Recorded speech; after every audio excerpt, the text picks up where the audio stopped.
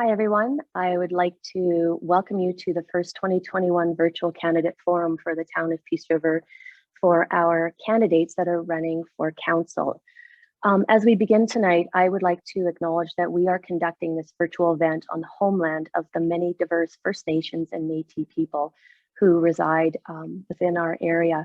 We are grateful to work, live, and learn from these people, and we want to acknowledge that the Treaty 8 and Métis Zone 6 communities are part of our community as well. So as we get started, what we want to do is we want to help our candidates be comfortable with the forum that they're about to participate in. They're going to enable you as residents to make a more informed opinion about who you want to vote for in the upcoming elections. And the elections are going to be happening with advanced polls on October 9th and 8th. And then the election day is on October 12th. And those elections are going to be happening at the Misery Mountain Ski Chalet. I'm Amber Armstrong, and my co-moderator is Victoria Champion. As your moderators, we're going to remain supportive, unbiased, and neutral. We're also in the background having support by Jody Bekovich, and she is going to be our technical moderator this evening. Jody is going to help us navigate the Zoom platform and any issues that are going to arise or may arise throughout the course of our conversations. She's going to take care of for us. She's also recording this conversation with candidates, and Victoria is going to post this forum conversation on YouTube. After the conversation is posted on YouTube, I'll then take those links and I'll add them to Facebook so that our residents can see them at their ease and in the comfort of their own home or workplace. At this time, just before we get started though, I do want to acknowledge there was a number of people that got together to help bring this forum to the residents of Peace River and our surrounding communities. Those individuals are Tony Nickenchuk, Barb Drummond, Riley Armstrong, Jeanette Danks, and Channing Stenhouse. Each of these individuals are committed to the community, which is why they wanted to participate and support the messaging that these candidates want to bring to you as we move forward and hopefully have a really great council taking us into the next 4 years. Now I'm going to leave you and I'm going to have Victoria explain the ground rules of our forum this evening. Go ahead, Victoria. Hi, everyone. Thank you so much for joining us. And so just a couple ground rules. The biggest thing is going to be respect. Respect for each other, respect for the platform, and respect for our Peace River citizens. So we will provide the time allocated for your response, which was provided to you guys before. If your time is close to being up, we will notify you with one of the Zoom reactions, so just a hand up. And if you continue to go over, as moderators, we will have to intervene.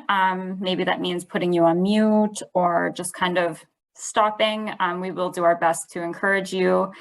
And we want your message to get out. Please feel comfortable and consider that the next hour is a community conversation. We are simply just local residents that want to hear from you about you and your plans for Peace River as a town councillor. So Amber, Jody, and myself, we're here to encourage you. We are now going to move into opening statements. Each candidate will have 3 minutes to provide their opening statement. And we're going to start with Shelly, if that's okay. If we want to change up the order, just let us know in the chat. And Amber's going to be timing you, so she will utilize her reactions. Yeah, so Shelly, please provide your opening statement.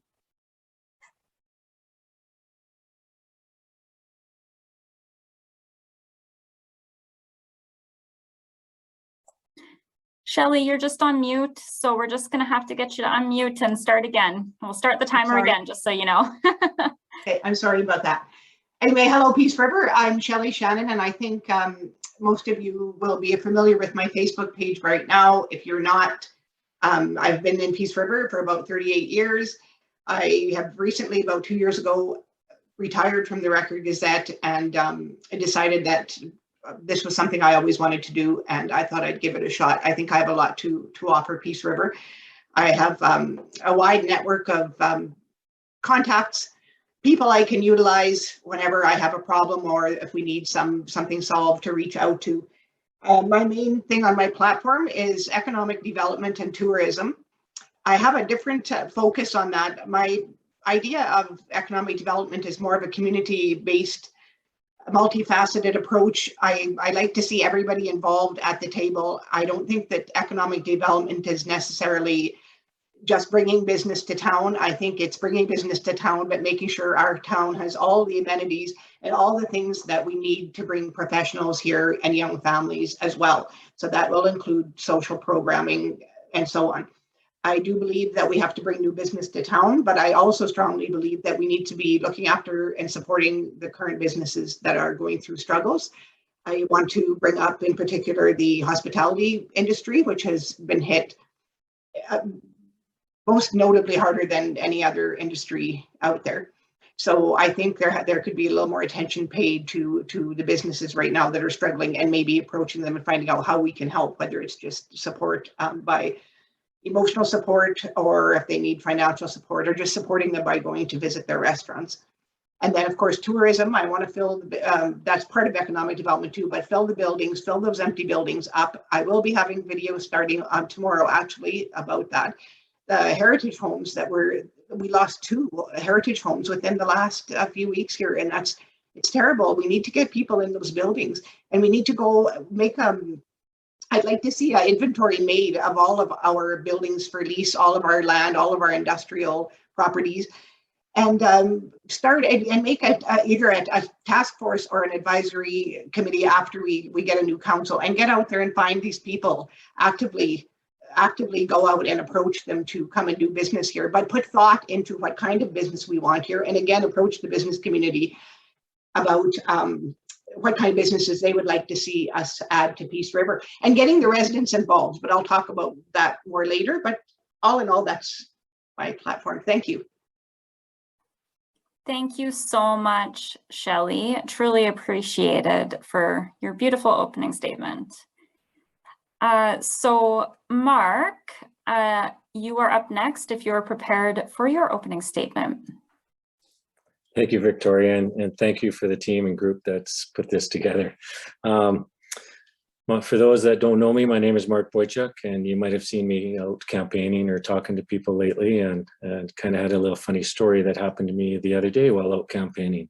I got called pretty, and that felt pretty good. But the whole sentence was, "You politicians are pretty amazing or pretty annoying," but I tend to focus on the positive. And I want to talk about the positive, hopeful, and optimistic future that I've got for this community. This campaign is about the future. It's not about the past. And I'm here tonight to tell you why I care and why I've chosen to run.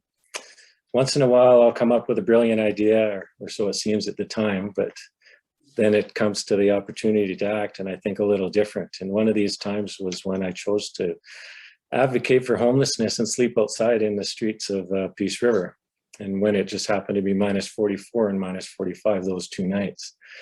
This experience taught me more about homelessness than any report that I had read prior, or any study or presentation that I had thumbed through. I spoke through and with every business on the main street of downtown, and found out what their issues and what their possible solutions were, but nothing would impact me more than spending time with people that were actually trying to stay alive in our post office. I thought I had all the answers, to only realize how very little I knew about the complex problems and social issues that we have in our community. This humbling experience has helped me change the way that I go and look and solve problems. I've learned to engage people way smarter than myself. And as a whole, we are way more efficient, way more productive, and especially if we do this properly. Our community is filled with many people that are passionate and care deeply about this town and the citizens, and they are our biggest asset. Isn't it amazing that we have so many candidates coming forward at this time? It shows the passion that we have in our community, and we have some great candidates that I'm running with here tonight, 2 wonderful ones. In the days leading up to the election, I would love to hear from you and what changes and what you like to see happen in our community, so that together we can make a difference. Thank you. Thank you, Marc, for the beautiful words around our beautiful town. Byron, if you are ready for your opening statement. Ready to go. So I've really enjoyed this so far because we've got some really good different perspectives here, and so I'm going to provide one myself that's different than even what the last two provided. But I think there's ways in, even if it was like a team of the three of us, that we would be able to help each other with the priorities that we see. So I'll just give a quick bio. I've been teaching here in Peace River for 11 years. I'm one of the ones that people are after a little bit because I'm trying to get back on council again. And one thing that I learned being on council, I'm gonna throw a couple numbers out, starting with our budget. So every year we would do our budget. And it was always Don that asked this question. He would ask it to Greg Town, who was our finance director, and he would say, "Greg, this budget that we have here, does it mean that Peace River is sustainable? Like, we can't run deficits on our budget. So at the end of the day, you know, the numbers all add up to zero, and that's where we land." And he says, "So this budget that we have, is it one that takes care of Peace River's needs, is looking after the infrastructure that needs fixing? Are we sustainable for the long term?" And the answer was always no. The obvious question comes around to is, well, what would we need as Peace River to be sustainable, to take care of all those things, to manage the capital assets we have, to plan for capital asset replacement, so when the pool's all done, we've got money sitting in the bank ready to go for another one, that sort of thing. And the answer that we got back was somewhere in the neighborhood of $8 million a year Peace River is short. So just for a little perspective, right now Peace River collects from its taxpayers, if we ignore revenues from people visiting the pool, if we ignore grants and some of these other things, right now Peace River collects between $11 and $12 million every year from its taxpayers. So if we're currently $8 million a year and there and abouts away from being sustainable, there's that provides a real challenge. There's no way we can tax our way out of the problem. Obviously, there's not even much of a way that we can build our way out of the problem. Even if we grew our town by 2,000 people, it costs municipalities more to support low density housing like single dwellings or townhouses. It costs a municipality more to support those than you can even legitimately tax them for. We could build a Walmart a year in Peace River every year, and maybe in 50 years we might get close to addressing the problem. By the time we provide municipal services to those buildings, we collect tax from those buildings. So I'm not saying that growing the business community is not a priority. It's definitely something we need to do. We've done some steps on it this year. I think there's room for improvement as well. I think some of the 30 seconds, Byron. Sure. Some of the minds that we have coming forward are really looking at this in the right way, and we can make growth there. But I'm going to leave with a bit of a question that I'm going to address later, is if we can't tax or build our way out of it, what's the solution? So this is one of the big reasons why I'm going again.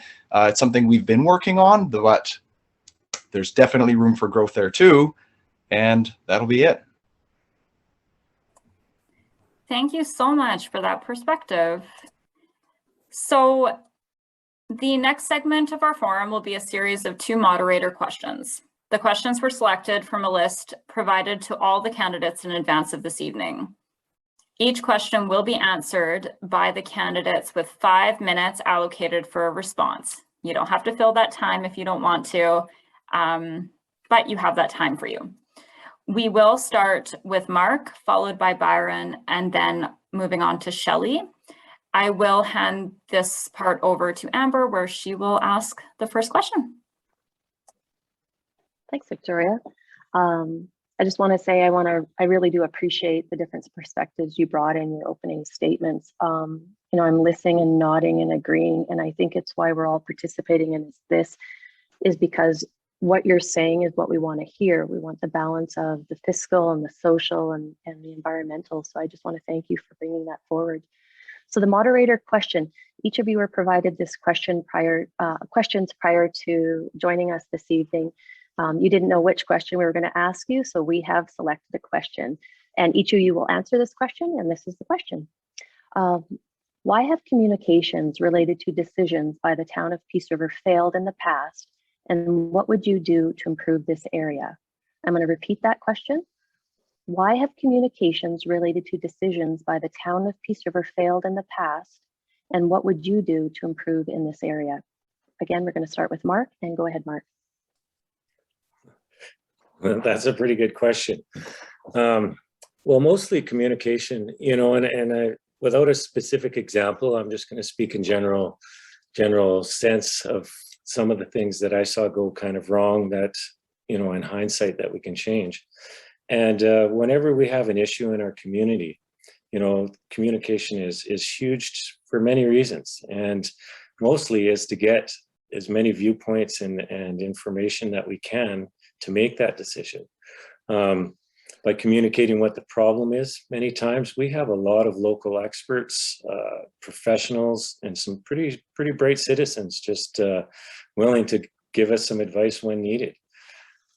So if we could communicate that as better to more people, you know, we have to look at ways that people can communicate back to us through emails, through polls, through open houses. You know, we've had some people bringing presentations forward that really benefited this town, you know, and I've sat in council before and I just love to see them, you know, and the more people that can know about that and support that.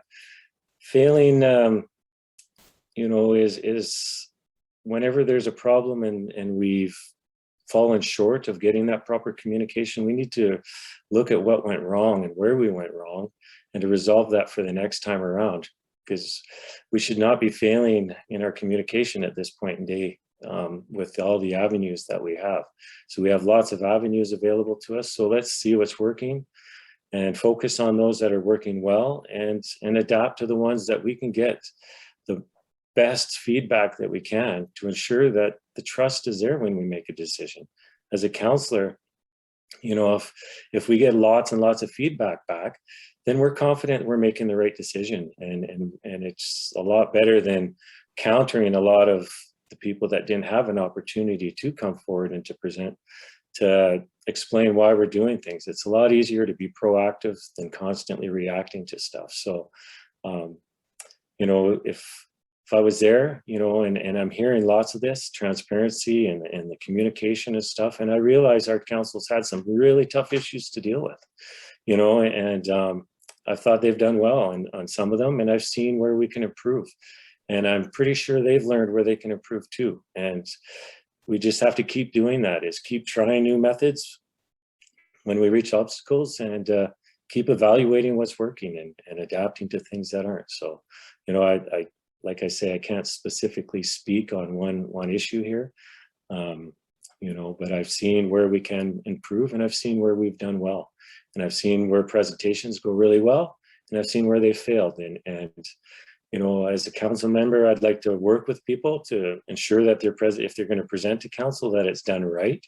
And so that we don't fall into any problems, and then follow up with them after the fact and continue to support people that way. But communication is key to make sure it goes and back and forth, and so that it doesn't stop and it flows freely and the tough questions get asked, because with tough questions come good answers. So I hope that answers your question there, but thank you.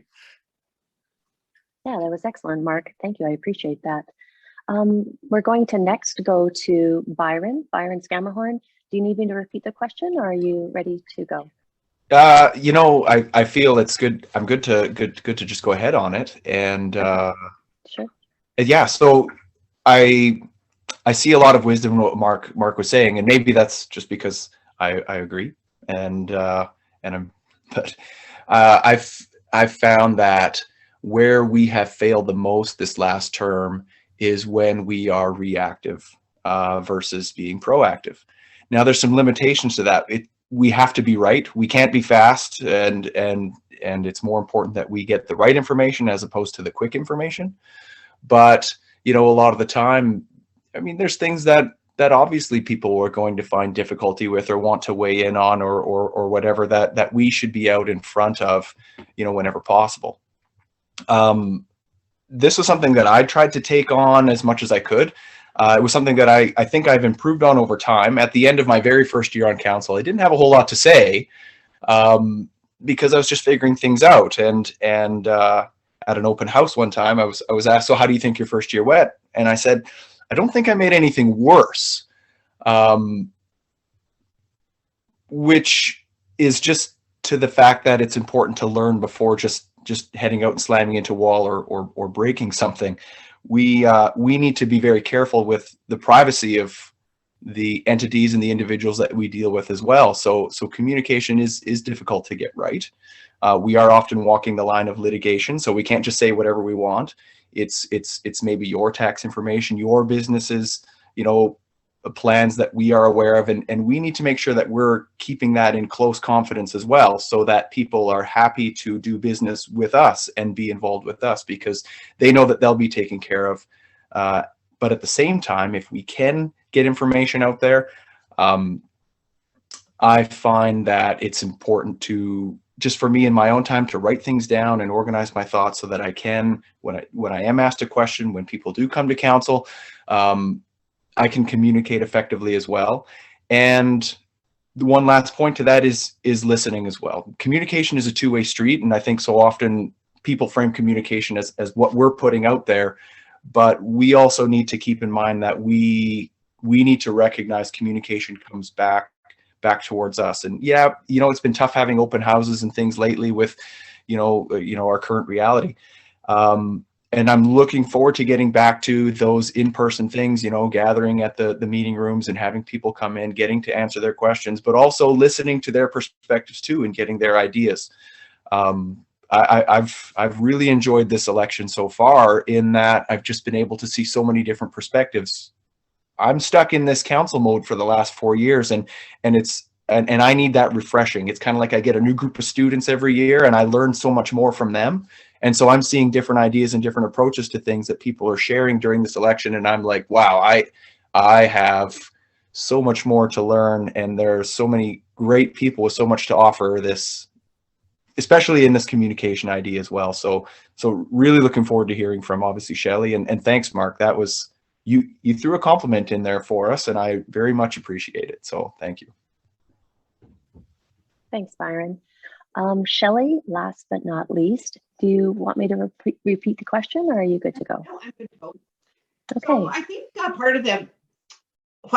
one thing that we could do is maybe keep people informed during the process of these decisions instead of waiting until the decision has already been made and decided upon.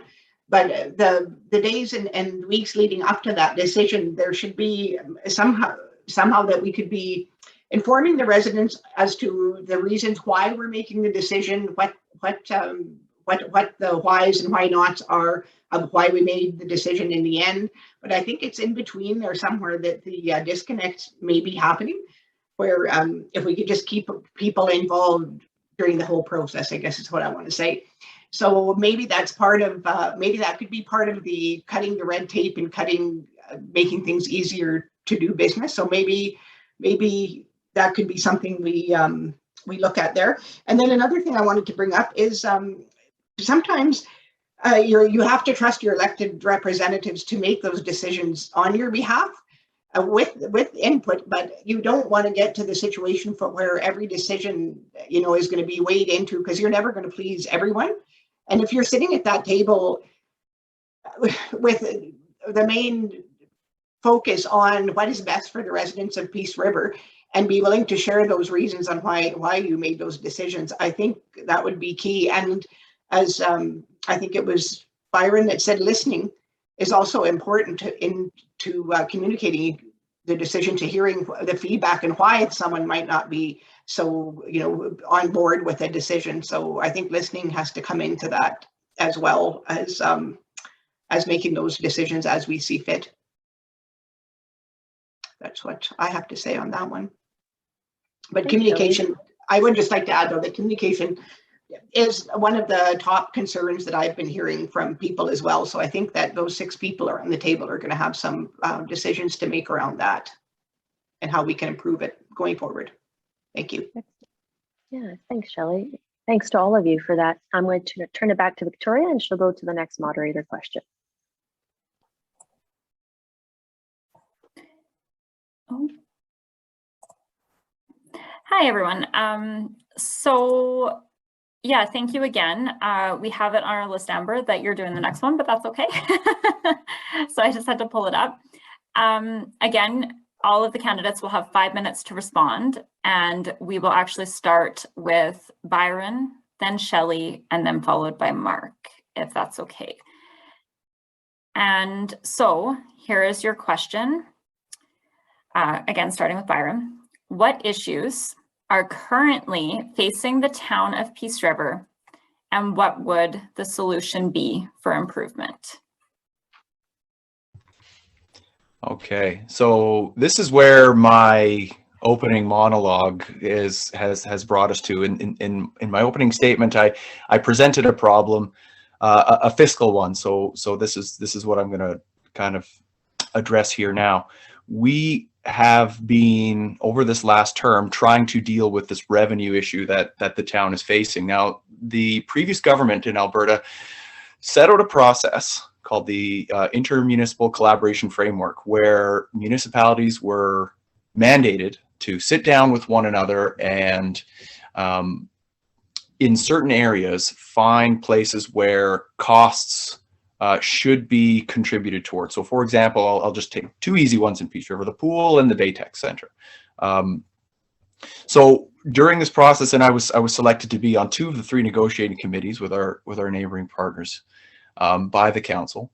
And during this process, we sat down, you know, got into the books, got into the numbers, and we were negotiating on getting contributions from our surrounding neighbors into Peace River to be able to provide these services for everybody.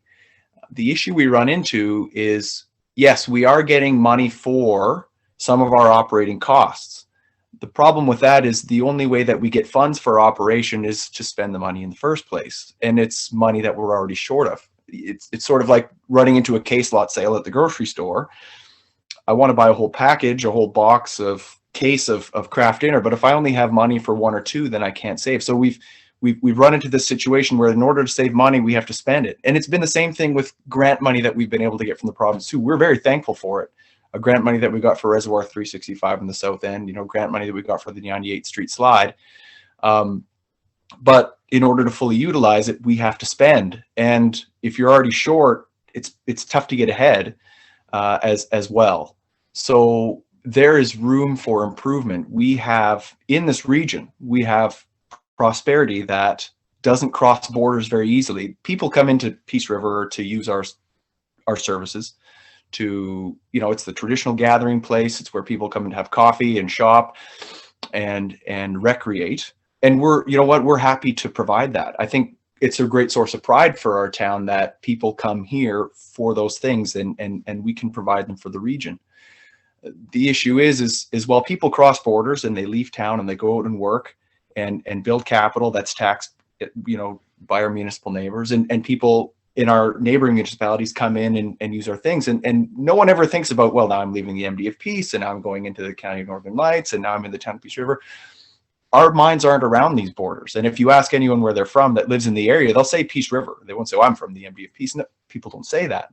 So we find our identity in Peace River, and we find our gathering place in Peace River, and the people move back and forth, but the money stops at the imaginary borders. And this is where our chief issue is. Now, I'd love to tell you that this is something I thought of on my own. I can't. That would be disingenuous. So this is something that I sat down and was under the tutelage of Don Good, and he showed this pattern occurring across the entire province with very few exceptions. I can name a few. Parkland County, which is a regional municipality that has urban municipalities inside, the regional municipality of Wood Buffalo, and Fort Saskatchewan are some of the notable exceptions to this issue. But what you will find if you look across the province is smaller urban municipalities like ourselves, the Mannings, the Grimshaws, they are running into financial issues and financial difficulties. And if you look at the rural municipalities surrounding them, you will find that they are not in debt positions, that they are very, very cash positive. Our 3 surrounding municipalities currently in unrestricted reserves are holding well in excess of $100 million. And we're currently sitting at a negative $25 million cash position. So is everyone in Peace River really that bad at money, or something else going on? And why is this problem replicated across the entire province? we were able to start addressing the problem through the ICF process, but it didn't go far enough. When I first got on, I sat in Debbie Jabour's office because she was our representation at the time. And she said, we, the NDP party, we understand that this ICF solution we're providing does not go far enough. We know it doesn't go far enough. So this is something the province is aware of. Other provinces have solved it. Manitoba solved it. They said, you guys are going to regionalize, pick your partners, or we'll pick for you. I went to BC, to Tumbler Ridge. The town, you could say it's a dying town in a way because their coal plant is done. 30 seconds, Byron. You betcha. And then you look around the town and they've got new pavement, new curbing, things are taken care of. They're converting apartment buildings into hotels because people don't live there. There's tourism. So where does the money come from? They've also got regional government. And I think a regional government is the solution to a lot of these problems, including the problem of people living in counties, owning property in Peace River, but they have no political say. Regional government would solve that problem too. So this is my goal for this term, is to move closer, or as far as I can, in that direction. Thank you, Byron. Thank you so much for those thoughts. So, Shelly, would you like me to repeat the question, or are you prepared to answer? It was what issues are currently facing the town of Peace River. That was the question, right? Yes, that's correct. Okay, no, I think I'm good to go. So I think Byron does have a point with the regionalization. I do think that is something that we should look at. It had been looked at in the past, I know. But I think at this point in time, I think everything has to be on the table, and every possible option to improve our fiscal situation needs to be looked at. And if that's one of them, then that needs to be looked at, because Peace River, that is one of our issues, is that we don't have any money, and our surrounding municipalities do have money. So maybe some different municipal partnerships there. I know there are some out there right now that are in play right now, but I'm not too certain how the details around those. I think not only does Peace River have it just goes back to that of Peace River not being open for business. I think we may have a money problem or a revenue problem, but we also have an attitude problem. And I think the first thing to make that change so that revenue would look easier to attract here is something that we do have to look at as well. So if we could I think the attitude and the fiscal responsibility or fiscal situation are two really important things that are facing Peace River. And I almost think that our attitude problem is more important right now than our fiscal problem, because a fiscal problem, as dry as it is, it can be fixed. There's static ways we can look at that, whereas an attitude problem is going to be a little harder to, or I shouldn't say an attitude problem, maybe we're just missing a little bit of spirit here, or a little bit of well, I think that comes out of what COVID has brought us to, but I've never seen Peace River so divided. And I think that has to change. Sometimes that change comes from within. Change comes from a mindset. It doesn't come from a bank account. And I think that is something we need to look at, that, there's different ways of looking at things. So that's what I have to say on that. Thank you. Thank you so much, Shelly, for those comments. Marc, would you like me to repeat the question, or are you prepared to make your statement? I'm good to go, Victoria. Thank you. When I think about the issues, fiscal issues is definitely a big one. And of course, everybody's concerned about that. So I won't speak on that very much. I'll speak on a few more that I've identified that I think that we can solve with some just what we have in our community without spending a heck of a lot more money. So one of the things that is a big issue is brought forward is a report from our local business community and the Prosperity Vote report on how municipalities are hindering businesses. And, how I would like to solve that is just by getting a little collaborative group together, have a look at how we're doing business from business people in our municipality, and see what we can do to improve to help people right there. Communication, it's been brought up many, many, many times, we need to be open and honest to all our citizens so they know what the issues are what's being done and sharing successes as well. Not just bringing out issues, but many, many successes we have in our community that kind of go unheard of too. And we need to celebrate those.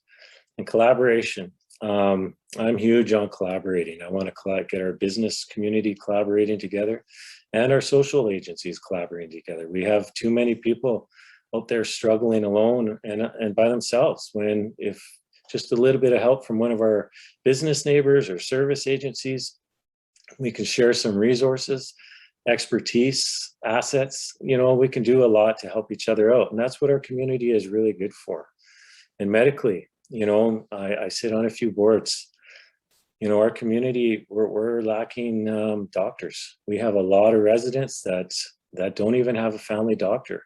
And many people are fighting complex medical conditions and just struggling through this. And we need to reduce that number greatly to have a healthy community. And another thing that, you know, it gets brought up occasionally, but especially since I do a lot of work with those in need, is transportation. We have a lot of little minibuses and groups and organizations that are traveling around through our community at different times. And I'd love to see if we can collaborate together somehow so we can get some pickup points and working together, that we can fill some seats on these buses and move some people around to do more shopping in our downtown core and our shopping centers. And lastly, I definitely would like to speak on the division of many businesses and people in our community over COVID. You know, we have calls to boycott local businesses, people being harassed, employees being harassed. We need to realize that we're all a community, and we've come together before. We can come together through this, but we don't treat people that way in our community. And we need to ensure that if there's people with big issues, we need to help them with these, especially our businesses through this time and our people. So, and when I look at the issues, you know, I like to look at the ones that we can accomplish quickly and easily and get some momentum going. And then once we get that engagement and the collaboration going, I just know that we'll just solve a lot more and move in the right direction. And, you know, we just have to treat each other well and be good neighbors. So thank you. Thanks, Mark. You can, one thing I have to say about all three candidates that are participating, yourself included, obviously, is I really do appreciate what you're bringing in terms of the respect to this forum and the transparency on how to build a better town. Next, I want to transition into the candidate selected questions. Each of you were provided with 4 pages of questions, single spaced, to review and look at and consider. We didn't tell you which questions we were going to ask you tonight previously, but you were given an opportunity to select one question from those 4 pages that you want us to specifically ask you. You were also given the opportunity, if there wasn't the question in those 4 pages, to select your own. So each of you have provided a question to us, and I'm going to now ask you those questions. We're going to start with Shelly, then we're going to move to you, Mark, and then back over to Byron, if that works.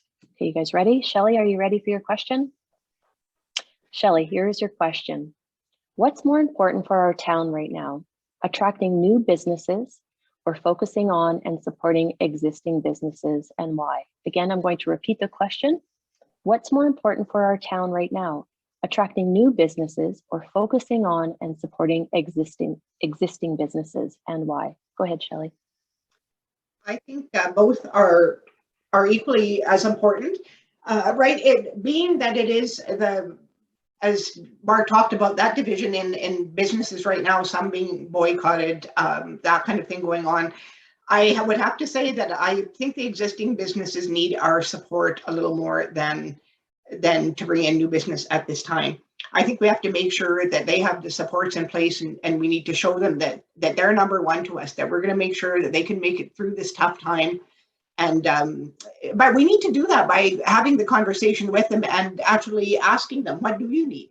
It could be something simple, like we have to maybe some kind of a restaurant campaign. There was a couple done by the hospitality industry that hadn't reached Peace River. I know they were in surrounding communities, about life without restaurants, it was called, so that you could, you know, just a support to the local businesses. But I think that division is something that really does have to happen. There needs to be some kind of a connectivity happening there to get us over the hump, because without that, we're not going to get anywhere. We need to, if we want to bring this new business to town, we have to show that we're a unified community, and that we support what we already have here. Support those around you before you when you invite people to come into your community, you have to show them that when they get here, they will be cared for and will be given the supports that they need to fulfill what business that they have here in their community.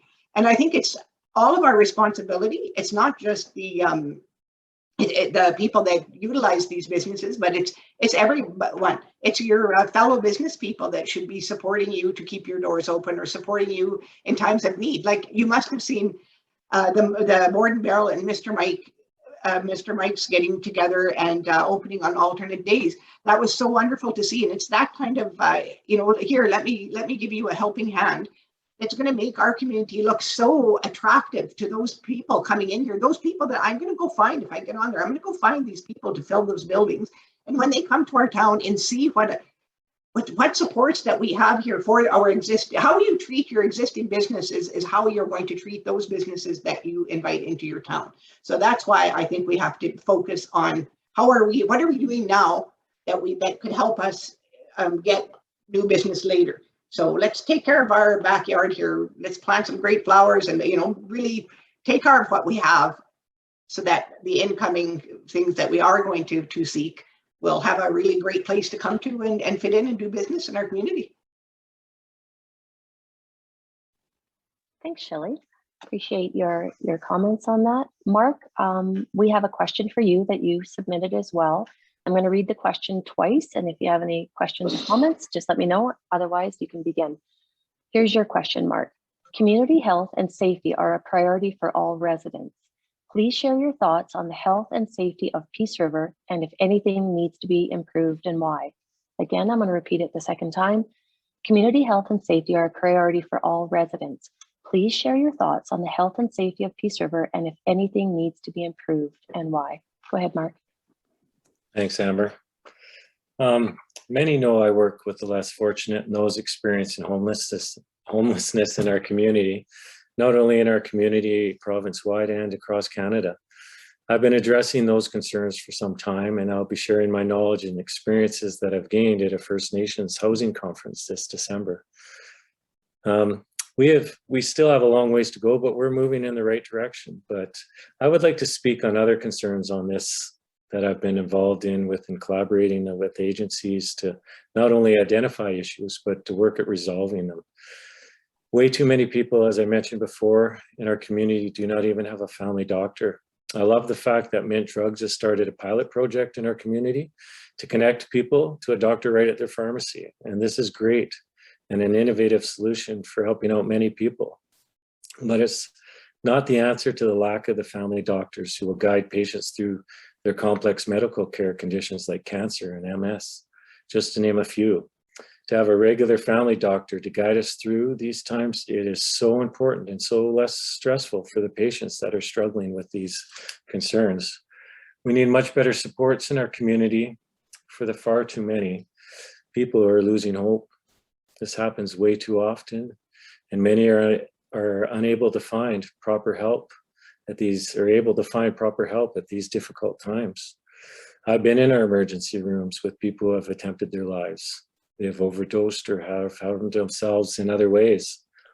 I've cried with our nurses and seen our doctors' frustrations as they struggle with this as well. Our local RCMP force and our EMTs respond to way too many suicides and attempts, and they should be commended for the many, many lives that they're saving in our community. But this takes a toll on them as well.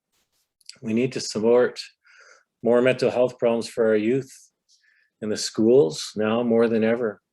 Programs to help our children express themselves in healthy ways, more drug awareness programs and preventions, more awareness for children with learning difficulties due to issues at home. We need better systems so our elderly citizens, so they could be more mobile, active, and involved. Some of our newer senior homes being built these days, they're designed for areas for the youth to interact with those seniors in those homes and it's just having wonderful effects on them. Interaction and involvement with others goes a long way to increasing our health for all those involved. We have many great organizations operating in our community. I'm working at building relationships and partnerships so that we can work together on issues without overlapping and leaving large gaps for people to fall through. That's a common problem in Northern Alberta and small rural communities. Engaging our professionals, community members, and our town council to work as a team will resolve many of these issues and roadblocks to the health and safety in our community. I don't want it to sound like it's hopeless here with all these concerns, but we also need to celebrate the amazing successes and the groups that we have working at trying to resolve these things. We truly have some great and wonderful professional people in our community. By collaborating, sharing resources, these expertises, co-writing grants together, and using other strategies, we are making amazing headway. I've been contacted by other municipalities just on the collaboration that our community is doing really well in itself. And we're starting to be a spotlight of positivity to other towns, and that's amazing.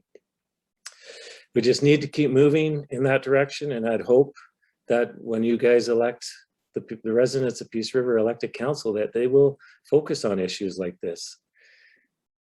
And, you know, as far as how we move in this direction, it's just a passion of mine and a skill that I've been able to work with and improve in our community. So I hope that we continue that way and we improve the health and safety of our community members, not just mentally, but physically.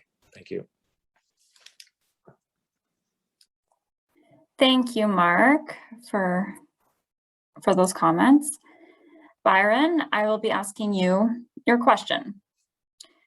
Understanding the importance of transparency in public office while still maintaining the need for confidentiality, how will you communicate with stakeholders and/or the community on controversial issues?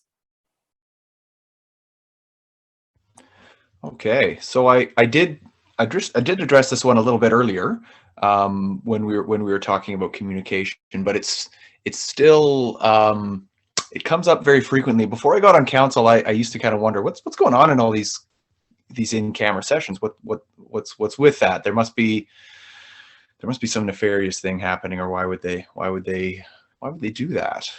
So after getting elected, you get to swear this oath where you swear to uphold the laws, and one of those laws is the Freedom of Information and Privacy Law. So I ran into this kind of interesting perspective. We all focus on the freedom of information part of the FOIP law, but we forget about the B part, the privacy part. So we run into this difficulty where we're bound by law to keep private and personal information, or I'd mentioned earlier about some of the negotiations we had going on with our neighbors. Well, obviously we can't sit down as a council and strategize how we're going to do those negotiations in the public, or any mistake in this regard can cost the town litigation fees, or losses, or just a disadvantage in negotiations and that kind of thing. So I'm a friend of mine who was on council in another town. He was chatting over coffee with another individual, and they were like, "Yeah, you guys do all those in-camera meetings. I'm gonna run for council, and I'm gonna open the door on all this stuff." And he said, "I do hope you get on council and find out all this stuff, and then you'll know just like me, and you'll also won't be able to say just like me." So that was something that I learned going in. So the challenge is how do we find the balance between the trust that the community needs to place in us, and that's why we are, that's why they do elect a council, because you are electing a group of people that you are trusting with that information to make the decision for everyone, because everyone can't know. And I think it was Shelly that mentioned earlier, and I'd like a tip of the cap to that, just of that trust that people need to have. So what that means is when we can be open, we are open. And so I spent my term trying every opportunity I could. The more I learned and the better I got at it, and the more I learned from other people, and even learning from Autumn, our communications director that we had in the town. so I was able to have coffee with people when they had questions. I was able to answer emails for people when they had questions, or just if I could publicly discuss those, say on social media, I was able to do that. Just be as open as possible when I could, to develop the trust, so that when I couldn't be, people knew that, look, they've been open whenever possible, so we will invest our trust again in council. And there's been times where we've definitely blown it. I can think of times where I could have said and maybe didn't, and so it's still a growth area for me as well. But I think it's an important one, because it's even come up in this forum already, before getting to my question. So I'm just looking forward to continuing to develop that and being one of those voices on council that people could turn to or ask or whatever. And that's something that I bring to the team. And I'm listening to Marc and Shelly talk tonight, and I'm like, I'm hearing people with such amazing strengths that I don't have, that I can learn from, and that will bring other things to the table as well. This is something that I think is where I can contribute, but that's not to say that I can't learn communication from them either, because we discussed that earlier, and I'm like taking notes while these other two are talking, because this is something that I feel really confident and optimistic about in the coming term. So yeah, thank you very much.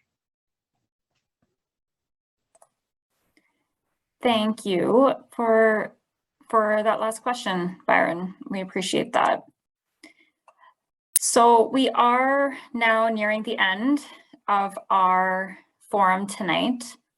Before we hear our closing statements for each candidate, we really truly want to thank you for all attending this event and for the respect that you've shown throughout the evening. We truly appreciate it. For closing comments, each person or each candidate will have 3 minutes. We will start with Shelly, then Marc, and finally Byron. So Marc, if you would like to go ahead. Thank you, guys. Me or Shelly? That's a good question, because apparently I can't read. So yes, we will start with Shelly. Thank you. Sorry, Marc.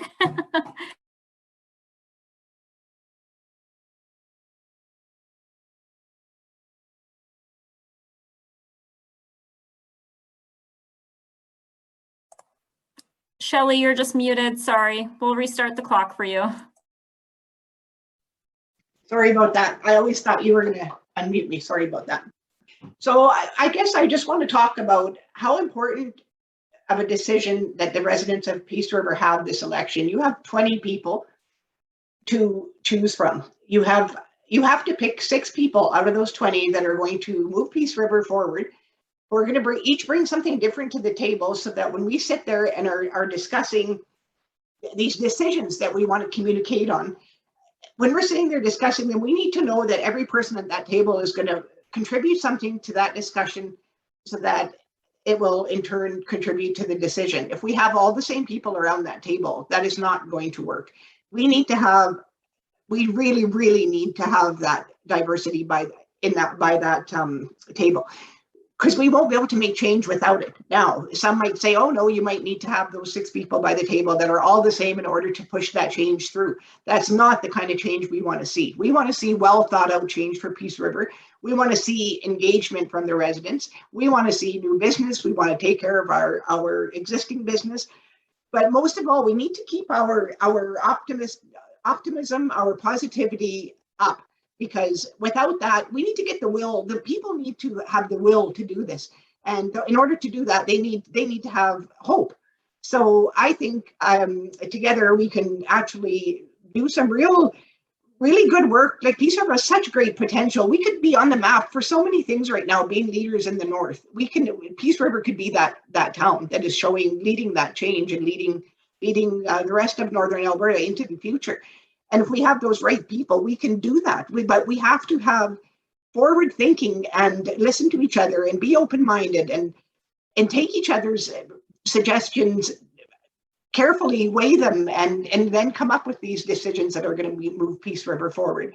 And I need to, strongly say, just get out and vote. It doesn't have to be for me, but make sure that you look at all the candidates and choose what's going to be best for Peace River. Vote for Peace River. Think of Peace River when you're voting. Don't think of even the individual. Just pick a group and think of that group that you're voting for Peace River when you vote for that group. Who is going to bring the best change for Peace River with Peace River's best interest in mind and no personal agendas, no personal wishes of their own. And you'll know what to do, Peace River. You'll know who to vote for and how to make a step into that bright future, because we do have it. And we can start with small steps. We don't have to jump in at the deep end. So choose wisely, Peace River, and we'll see you soon. My thing is going off. Thank you so much, Shelly. Marc, if you could provide your closing statement. Thank you, Shelly, and to Byron, I wish you all the best. You're wonderful citizens, and I love you guys, and I love your viewpoints. It's been an honor to be able to present my perspective before you, and I thank you all that have taken the time to put on an event like this. I love seeing a community engagement, and I hope we learn and grow from this and just make this amazing and be an example to other municipalities to help their citizens get involved. That's what we're about here. We have some great challenges ahead of us, and we have some great opportunities. And with the community's help and with people who are engaged, we can meet them. So I'd just like to recap on a couple of the main points that I stated before. I'd love to hear from you, the voters, what changes you would like to see in our community. So together we can start to make a difference. Open and clear communication will go a long way to ensure trust behind future decisions. As you've heard and probably seen, I'm very passionate about maintaining a health and safe community. As I stated before, we have some great organizations in our community that they can use some support and to assist them in helping out more of our citizens during these and our surrounding communities. And most importantly, as well, we need to listen to our local businesses around the need to help them prosper, not only in these difficult times, but the challenges that we're faced in the future as well. Let's utilize their expertise to contribute to a healthier business community. Let's celebrate their successes and their contributions to our community by helping them in any way that we can. The biggest enemy that we have is the tendency to follow the path of least resistance and to avoid trying new ways and ideas if things don't change out or work well. Since it's hunting season, and I'm pretty sure Byron can appreciate this, I'll finish with a little hunting story about the Peace River area. Ole and Sven are out hunting, and they are lucky enough to shoot a deer. And they begin dragging the deer back to their truck, but they're dragging it by the tail. And their hands keep slipping off, and they keep losing their balance and their grip. Along comes an old farmer and says, "What are you boys doing?" They reply, "We're dragging our deer back to the truck." And the farmer tells them, "You're not supposed to drag a deer by the tail. You're supposed to drag it by the antlers." Ole and Sven say, "Thank you very much for the idea." And they begin pulling the deer by the antlers. After about 5 minutes, they're making rapid progress. And Ole says to Sven, "Sven, the farmer was right. It goes a lot easier pulling by the antlers." And Sven replies, "Yeah, but we're getting farther and farther away from the truck." So once again, I'd like to thank you for taking the time to listen to what I have to say. I would never ask you to grab the bull by the horns, but I will ask you to help me grab the deer by the antlers and pull it in the right direction. So thank you for your time, and thank you again. And best of luck to all the wonderful candidates we have. We've got so much passion. I'd love to see it. And regardless who gets on, I'm confident we are going to just continue to build this community and move in the right direction. So I really appreciate you taking the time to watch tonight. Thank you. Thank you, Marc, for that anecdote as well. Byron, if you're ready for your closing statement. For sure. And thank you guys for hosting, everyone that contributed, and just these opportunities that we have to engage. I'd mentioned this to the organizers of the the little meet and greet that we had in the park. I said, you know, for independent, self-funded candidates, this is so appreciated because, you know, I don't have the money to rent a venue and provide food for everyone and get people to come out and win a free iPad just to listen to me talk. But it's active community individuals that are going to make the difference. Being in government for this last 4 years, maybe you've heard this phrase, if you're carrying a hammer, everything's a nail. And so I think, especially now in the last couple of years where we've all been at home looking to, you know, stay safe or in the lockdown thing, and the government's been throwing out solutions and finances and everything at everybody, we're starting to lose our sense of community, the fact that we can come together as a community and solve big problems and provide solutions and work together and whatever, even picking weeds and just making this place beautiful.